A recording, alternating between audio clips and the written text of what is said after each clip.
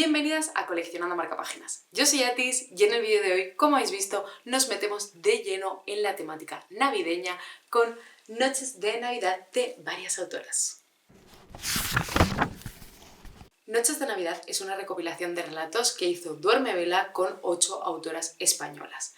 Si no me equivoco, tenían que tener algunos puntos en común, como por ejemplo el tejo, que era el punto de unión entre todas las historias, pero a partir de ahí la temática era libre y cada una lo interpretó a su manera completamente, y eso es como una de las cosas más chulas que ver. Son 8 historias que realmente son independientes, más allá de este punto en común, y que cada una, como he comentado, tiene su propio estilo, su propia temática. Algunas van más hacia la fantasía, algunas más hacia la ciencia ficción, algunas son un poco bastante difíciles de clasificar, hasta el final no tienes muy claro dónde las encajarías, pero que son una opción perfecta para este Adviento. Y es que personalmente soy una enamorada de esta época, no solo de la Navidad como concepto, sino del Adviento como ese momento de espera y también de cuenta atrás, por así decirlo, en el que mucha gente aprovecha para pues recapitular, no sé, 24 libros que me han gustado, que os recomiendo, 24 sitios a los que hay que viajar, 24 curiosidades. Es como que es un incentivo y una fecha muy marcada en la que proponernos cosas y, ¿por qué no, leernos estos 8 relatos? El año pasado ya hice una plantilla de cómo irlos leyendo, de hecho la compartí en Twitter y os la dejaré por aquí para que le echéis un vistazo, pero es básicamente leernos un relato cada 3 días. O sea, tenemos 3 días para leernos relatos muy cortitos, es tiempo de sobra. Y ya os digo que se disfruta muchísimo porque además así te da tiempo como a leer cada uno, reflexionarlo y como no empacharnos y mezclar un poco las historias, que a veces es lo que pasa pues con estos conjuntos de relatos, ¿no? Que al final dices, te quiero un poco cada uno, y aquí te da tiempo a reposarlos, a reflexionarlos y a disfrutarlos. También os digo, es muy difícil hacer una reseña de un libro de relatos porque cada uno es literalmente pues, de su madre y de su padre, porque no hay dos iguales. Entonces lo que voy a hacer es iros hablando de cada uno un poquito, contaros un poco la premisa, qué me pareció, y así pues si queréis cuando lo vayáis leyendo vais viendo el vídeo y vais avanzando al relato que hayáis leído y veis pues cuál es mi opinión y la comparéis con la vuestra, y por supuesto me encantará leeros en los comentarios si lo hacéis así, y de esta forma pues es un poco como pasar el Adviento juntas. Cuando me lo leí, aunque yo ya me había hecho como mi propio esquema y mi propia distribución, me apunté también a la lectura conjunta que organizó Duerme Vela con un grupo de Telegram en el que también estaban las autoras, así que fue como muy interesante poder compartir nuestras opiniones y oír pues sus comentarios o curiosidades sobre cómo se le habían ocurrido las historias, datos concretos. Fue muy enriquecedor, la verdad. Y aunque lo leí ya el año pasado, quería traeros la reseña, pero nunca encontré el momento porque es un libro súper navideño, así que un año después ha llegado por fin su momento y voy a hablaros de estos 8 relatos. Un inciso para hablar de esta edición que me parece absolutamente maravillosa, perfecta para este libro, este rojo tan navideño.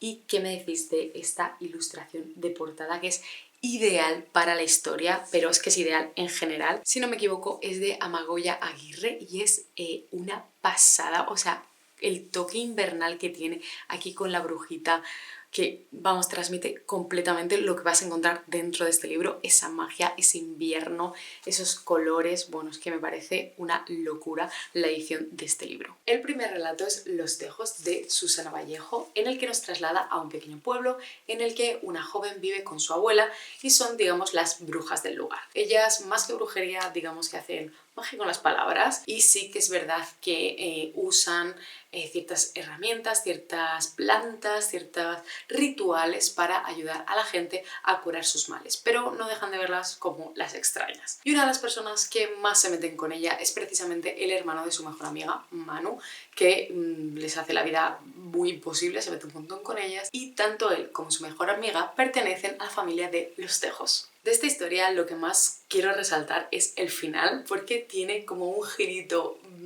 para mí completamente inesperado, porque da toda esa energía de historia típica de brujas, de pues eso, de hechizos, del bosque, y al final tiene como un toquecito que dije ¡buah! El segundo, Si una bruja te invita, de Sofía Rey, me pareció uno de los más divertidos. Me encantó el concepto.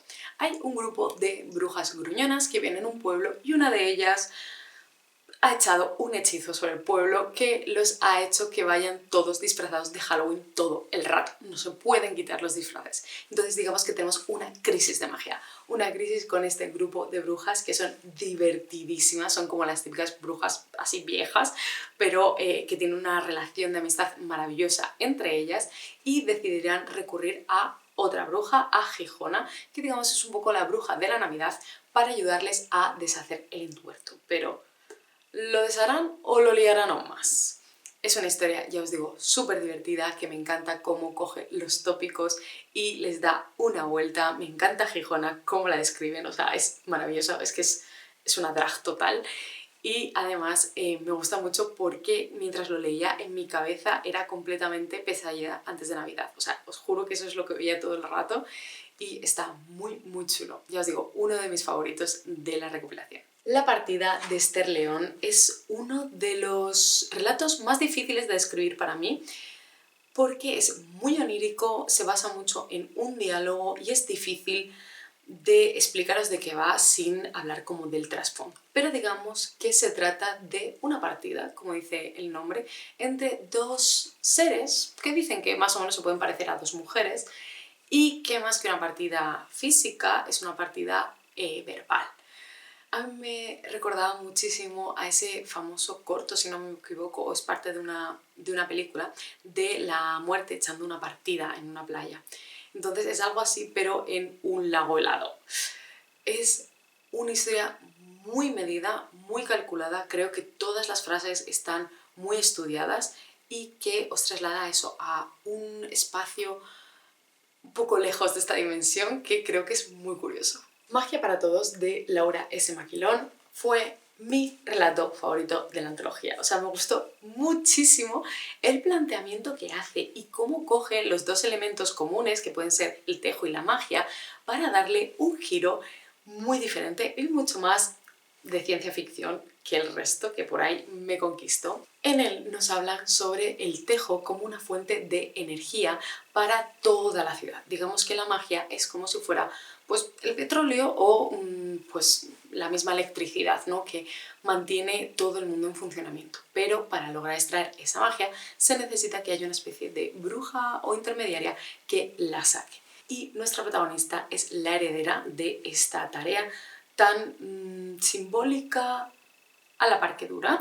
Habla muchísimo de el abuso de los recursos, de cómo no nos importa explotar a unos pocos porque los demás tengamos más comodidades, pero todo esto de una manera súper original, súper bien contada. Es un relato, también os digo, lleno de rabia, o sea, lo lees y es que te enfadas con ellos, pero que creo que tiene una imaginación desbordante que te plantea un mundo súper interesante y del que yo creo que se podría sacar muchísimo más porque ya solo el planteamiento a mí me parece, vamos, apasionante. Así que creo que se me nota, es mi relato favorito de la antología. La sangre de la Ondina de Rocío Vega es una historia que nos trae un cuento clásico, digamos, con ese lenguaje un poco pomposo, a bajo el mar, diríamos, a una historia muy acuática con personajes relacionados con este medio y que nos lleva a todos esos tejemanejes y a esos complots de la corte, a las venganzas, a los rencores, pero con personajes muy curiosos, muy diferentes, lo dicho, muy acuáticos y con un lenguaje así como muy estilo libro antiguo.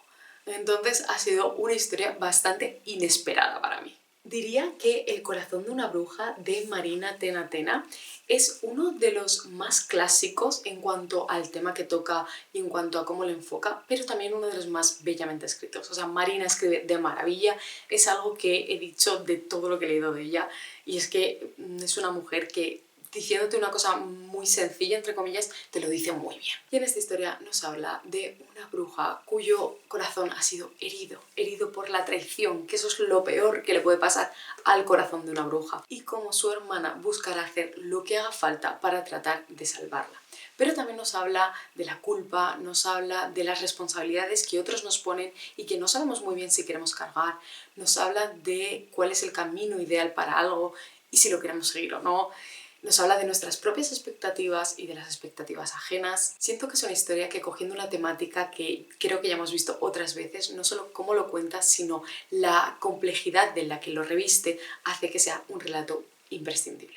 Si las estrellas se apagan, de Virginia Oribe de la Rosa, sería otro de los relatos que enmarcaría dentro de este enfado y esta ira que mostramos en este caso ante las personas que no respetan nuestras tradiciones. Y es que esta es una antigua bruja que trabaja con palabras. Las palabras son su magia, son su fuerza, pero también el tejo que reside en su casa, el tejo que siempre ha estado ahí en su jardín. Y como poco a poco van llegando nuevas creencias y como sus creencias se consideran pues nada más nada menos que supersticiones y las cosas que para ellas son importantes pasan a ser una molestia para la comunidad. En este relato nuestra protagonista también es una anciana enfadada, que hay varios como estáis viendo, y nos muestra las dificultades de la convivencia entre creencias distintas, sobre todo cuando llega la intolerancia y cuando creemos que lo de los demás son solo símbolos sin importancia y lo nuestro es lo importante. Y acabamos esta antología de relatos con La maldición de Emilio Navidad de Patricia García Rojo. Yo tengo que decir que a mí me dan en todo lo mío porque es una historia de saltos en el tiempo. Y a mí esto me encanta, ya lo sabéis, y nos habla de Emilio Navidad, evidentemente, que es un joven que todas las nochebuenas, creo que es, o los días de Navidad, viaja a un punto del pasado de su mismo pueblo. Pero nunca sabe a qué momento va a llegar, puede ser súper en el pasado, puede ser hace 5 años, entonces digamos que va viendo cómo va evolucionando el pueblo, pero nunca de manera cronológica, es decir, no viaja primero a 1920 y luego a 1921, luego a 1922, sino que de repente se planta en 1800, de repente se planta en 2015 y así poco a poco vamos trazando la historia de Emilio con una joven que conoce y de la cual pues va viendo momentos muy fragmentarios de su vida y también como al principio odia esto que le ocurre, esta maldición, pero poco a poco empieza a encariñarse porque le permite ver estas pequeñas fotografías no solo de la vida de esta joven, sino también de su pueblo. Creo que es una historia muy original, me gusta mucho cómo utiliza los saltos en el tiempo y la Navidad y me parece que es un buen colofón para noches de Navidad. Como veis, hay una gran variedad de historias, cada autora ha interpretado la premisa de una manera distinta, todos están genialmente escritos, la edición es una pasada, llena de detalles, es una joyita para Navidad, para regalar en Navidad o para disfrutar como os he contado en estas noches del Adviento. Es muy difícil calificar una antología de relatos porque al final siempre unos te gustan más que otros, así que le puse 4 estrellas sobre 5, pero de verdad me parece una lectura perfecta para esta época del año y no niego que es probable que dentro de unos años vuelva a leerla de esta forma que os cuento como acompañamiento del Adviento. Y hasta aquí la reseña de hoy, espero que os haya gustado. En mi caso, aunque lo leí hace un año, tengo un recuerdo maravilloso de estos relatos, de esta edición que me sigue pareciendo una preciosidad y una maravilla. Si ya la habéis leído, me encantará leeros en los comentarios y si no, y si más, si os animáis a hacerlo de la manera así de Adviento que os propongo, dejádmelo porque me encantará ver vuestra experiencia. Como siempre tenéis toda la información en el rinconcito ordenado, donde por cierto también os he dejado la plantilla sobre cómo yo os recomiendo irlo leyendo y podéis suscribiros al canal y darle like y nos vemos en próximos vídeos. ¡Adiós!